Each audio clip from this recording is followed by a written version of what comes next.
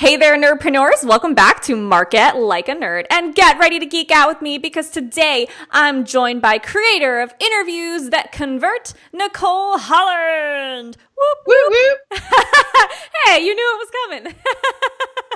Welcome to Nerdpreneur Nation. Thank you so much, Amanda. I'm super stoked to be here. I've been following you for a really long time. I love your energy, and I was like, woo, I just want to geek out and have fun. Yay! Well, we're excited to geek out with you too. Now, for everyone who is listening, today we're going to be talking about how Nicole here grew her business by being a great podcast guest and how you can incorporate podcast interviews into your business to grow your business too. So first, let me tell you a little bit more about Nicole, and then we'll dive into her nerdy little tips here for being a great podcast guest.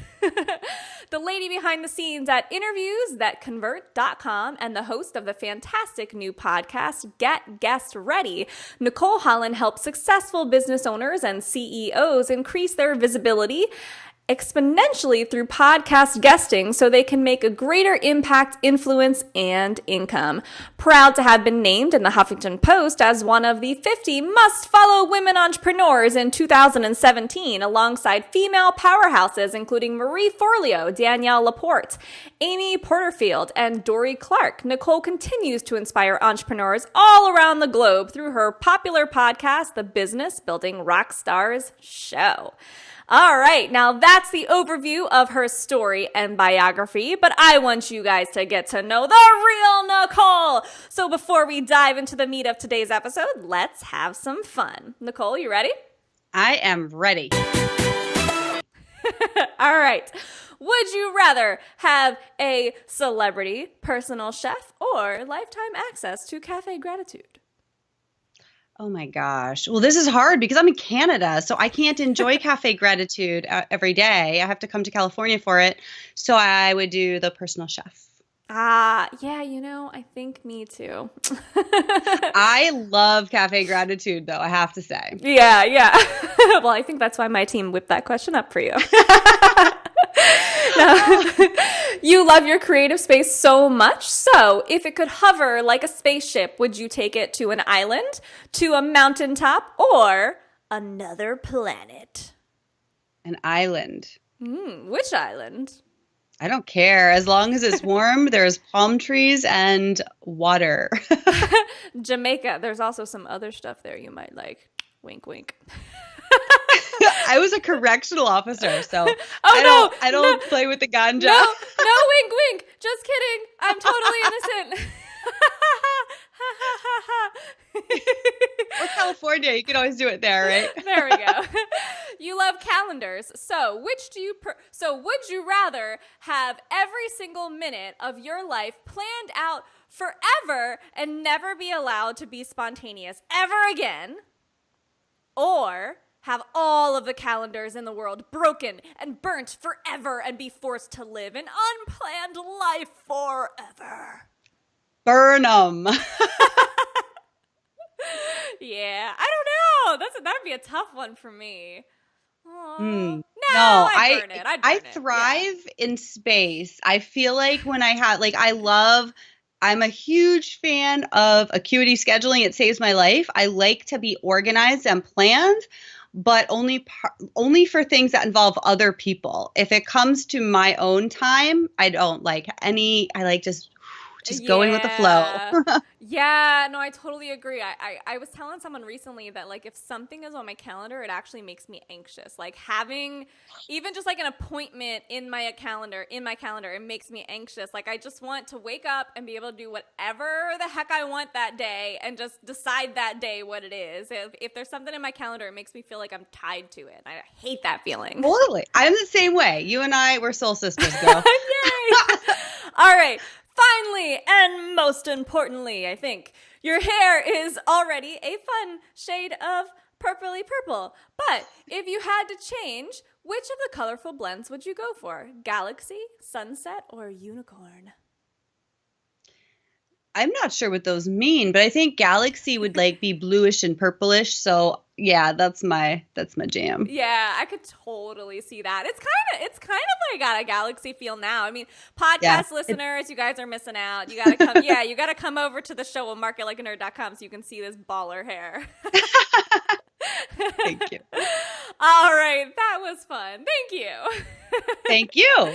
All right, let's get down to business. So, Nicole, you told me that you're going to share with us today about how you grew your business by being a great podcast guest and how our listeners here can get some guest opportunities and be like amazeballs at these guest opportunities in their business too. So, let's dive in. Can you get a little OCD, break it down into the 3 to 5 main steps or tips that you have for us today? Go! Okay, so there's a lot of steps, and I am so bad at breaking it down super, super, super tight. So I just wanted to give you 3 kind of concepts. At least you're self-aware, right? I am self-aware because actually at the end, I'll give you 6 steps that you can follow if you want to like go further with this. But the 3 concepts that I like to share are, number 1, know your value. Mm-hmm. Know your value in terms of what you bring to the table, what your strengths are, what your personality is, being self-aware, right? And know also what your agenda is, and then burn it. So what I find with a lot of people who get on podcasts is, or they're trying to get on podcasts, is they go in with their own agenda and they keep to that agenda. Mm-hmm. So for me, personally, I like to be on podcasts because, number 1, it's my business. So I like to vet podcasts. But this is a show I've been wanting to be on because I think it's fun. I think our personality will gel. I love marketing. Your audience is looking for fun, funky ways to market, creative people, stuff like that. So I know that I bring a lot of that to the table.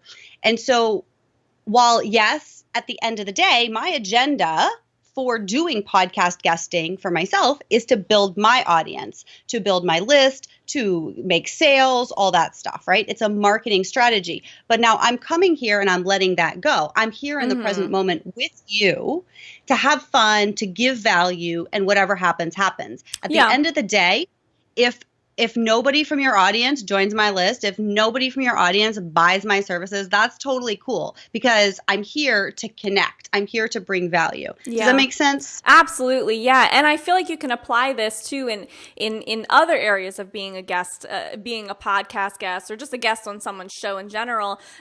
You're talking about flexibility in terms of like the goal that you go to the show with in mind. But you can also be flexible in other areas as well. Like I've noticed that it helps to have sort of like a structure in mind for the talk points I'm going to have on the shows.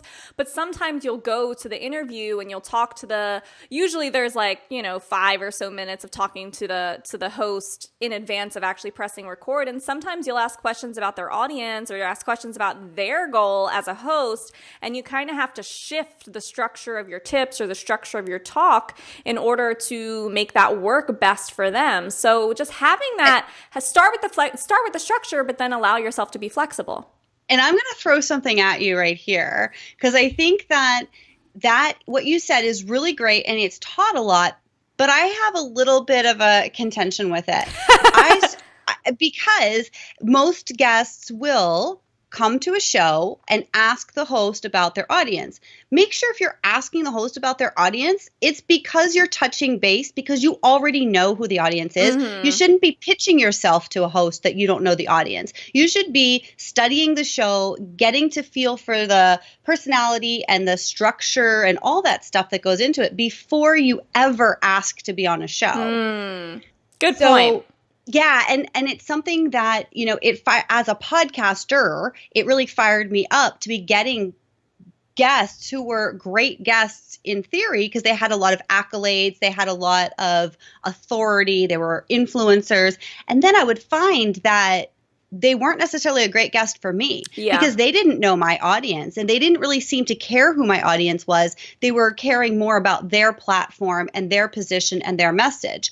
So here, I'm here and I'm following your structure because this isn't my structure, but I'm here to show up for you and for your audience And if there's synergy there, then you as the host and me as the guest can develop a long-term relationship potentially, right?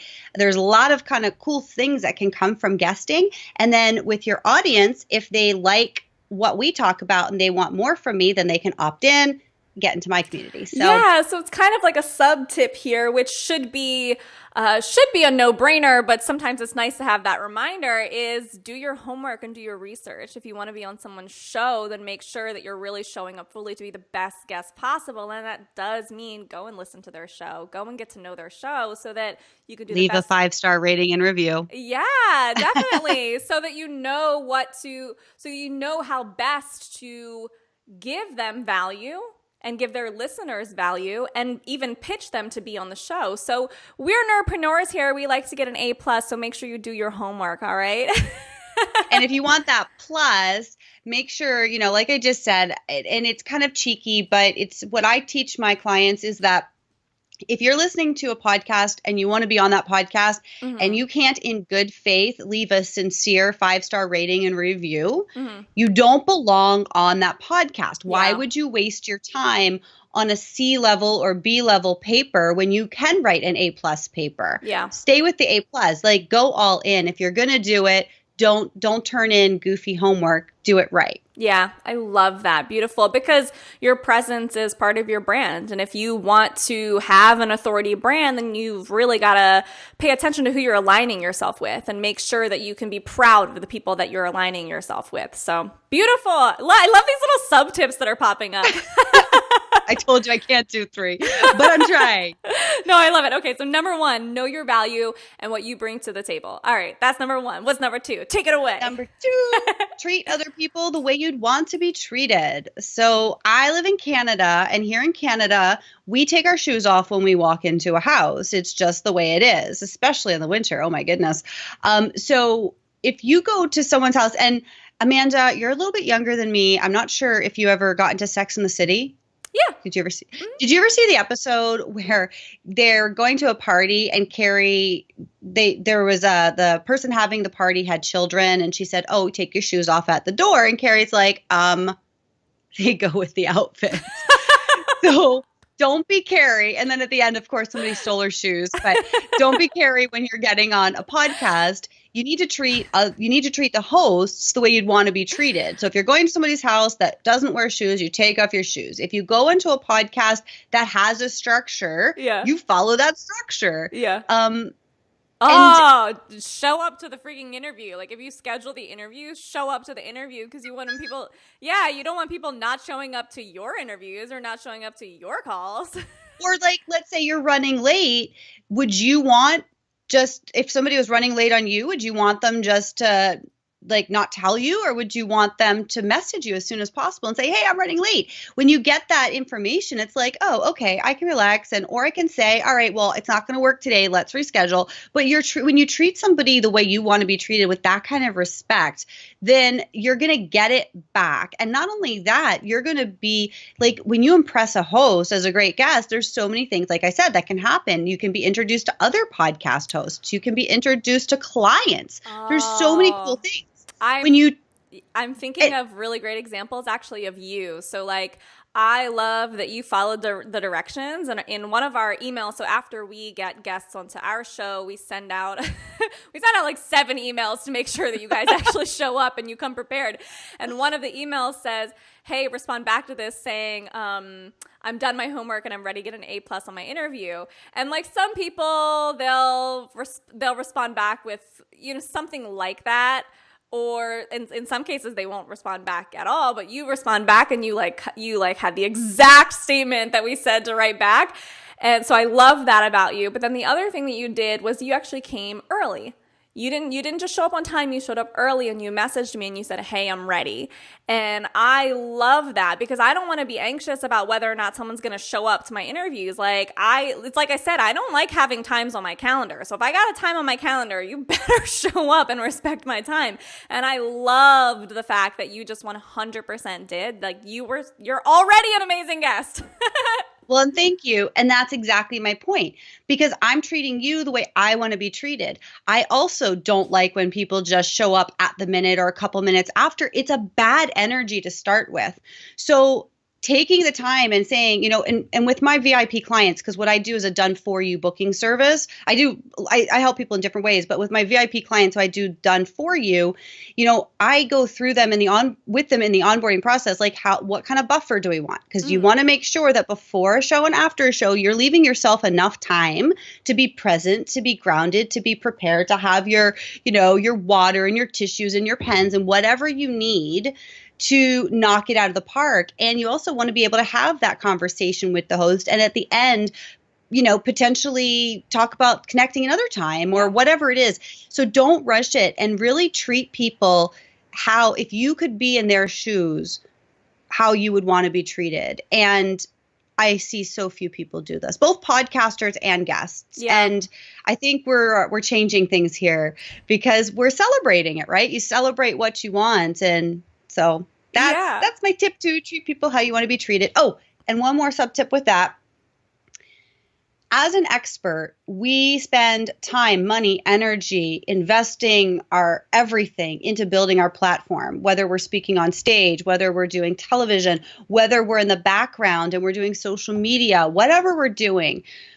When you are at a point in your life and in your business where it's appropriate to be on podcasts, that means you already have a business. You already have a platform that you've built. It doesn't matter if it's small or large or anywhere in between. But when you go on somebody else's show, you are leveraging their platform. So they have put the blood, the sweat, the tears, the love, the agony into building that platform. So when you go on, again, you need to celebrate it by posting. And I mean, Amanda, you make it so simple. You sent me a click to tweet that I could click right before we started saying I'm looking forward to that this. From another podcast I was on, just so you know. Yeah, no, and that's great. And I do that. I don't do that before, but after. I send my guests, here's a click to tweet to say it was a great interview or whatever. The reason I don't do it before, and here's my little back end secret, and I think I used to actually, but because people don't show up, or because sometimes it's not a great interview and I don't want to air it. So I don't send it. I don't send them to, but anyways, my point is, if you're excited before, with my clients, I give them a click to tweet for before an interview and an after interview. Yeah. Celebrate it. When the host says, hey, your episode is live, share it. And if, oh my gosh, this is a crazy pet peeve of mine and a lot of podcasters I know. When a podcast host shares the content and tags you and does the graphic for you and shares your interview, retweet it. Yes. Just retweet it. Click the heart. Like it. Love it. Retweet it. It's not even that you're having to write it. It's amazing to me. I would guesstimate probably 80+% of people don't even do that. Yeah, it's weird too, because I don't even think of this as I don't even think of this as a marketing strategy or anything. It's just basic etiquette, Etiquette. Yeah. Yes, treating people the way you want to be treated. It's just polite. Yeah, exactly. And if these are influencers, because going back to one of your earlier little sub-tips here is if you want to be seen as an authority brand, then align yourself with A-listers, align yourself with other authorities. So if these are really the people that you want to align yourself with and collaborate with, then you've got to make sure that you wow them and you do a good job with them to maintain that relationship. Definitely. Woo! All right. So know your value. Treat other peeps the way you want to be treated. What's number 3? Number 3 is make sure, not again. Okay. So we're talking with nerdpreneurs, which means the nerdpreneur community are entrepreneurs that are geeky.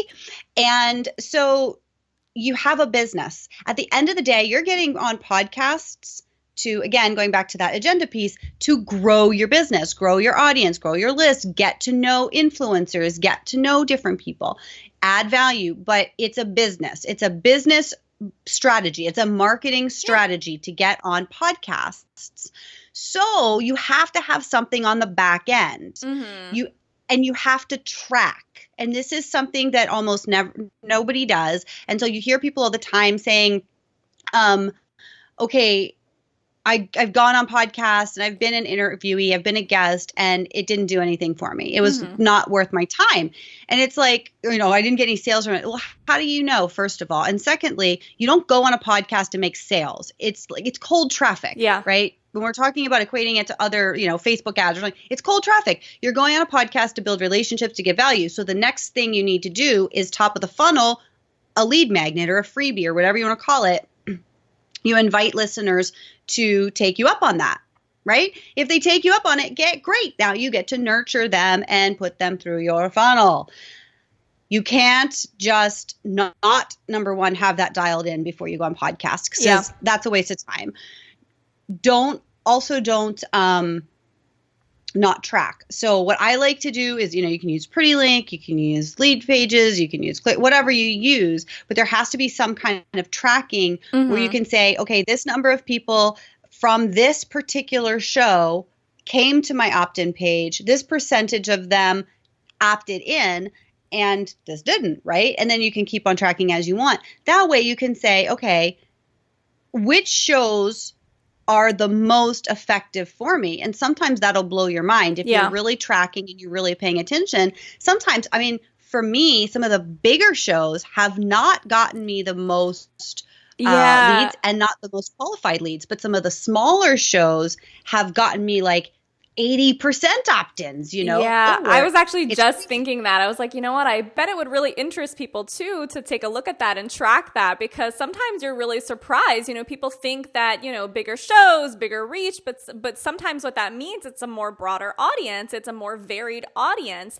rather than like really, really targeted leads. So you get the quantity, but not necessarily the quality, versus the smaller podcasts or the more niched podcasts, or maybe you get less leads, but they convert a little bit better. So yeah, I love that. And we're nerds. We like to do nerdy stuff like track, right? So that's perfect tip for our audience. I love that. Hey. Yeah. So remember, you are a business. You are in this for this to create results for you. Yes, you want to give value, but you are also a business. So you want it to get results for yourself. So make sure you have that back end figured out. Know what you're going into this show to offer the audience, have that lead magnet in place, and track the results that come to that lead magnet from the show. So there we go. You said you were bad at breaking things down, but I think you did a great job. It's like just scratching the surface. And I have one more sub tip about the tracking, if you will, because we're nerdpreneurs and because, we get this stuff. Another thing you can do that most people don't do is turn those lead magnets into affiliate links, right?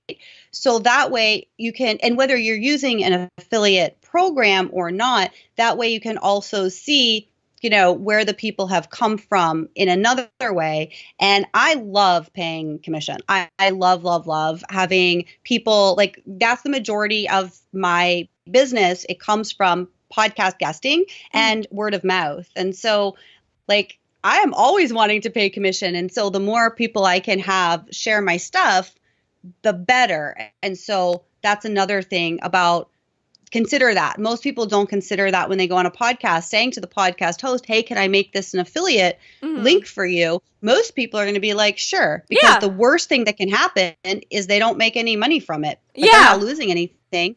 But wouldn't that be cool to just get a couple $100s in the mail? Yeah, I love that. That's actually my favorite. I remember the first time that happened where I got, I think it was from Christine Gallagher. It was like a very, very random, $86 payment for some just very random promotion that I did. And I was like, nice, it's $86, but I will take it. Yeah. Beautiful. I love it. Thank you so much, Nicole. You're amazing. Thank you so much. I love your energy, and I'm super excited that we finally got to connect, and looking forward to having you on my show as well. Yeah, I can't wait. Stay tuned, guys, for that. All right, so I'm just going to do a quick little recap, and then, guys, stay tuned because Nicole's got a little gift for you. So, number one, remember, know your value and burn your agenda.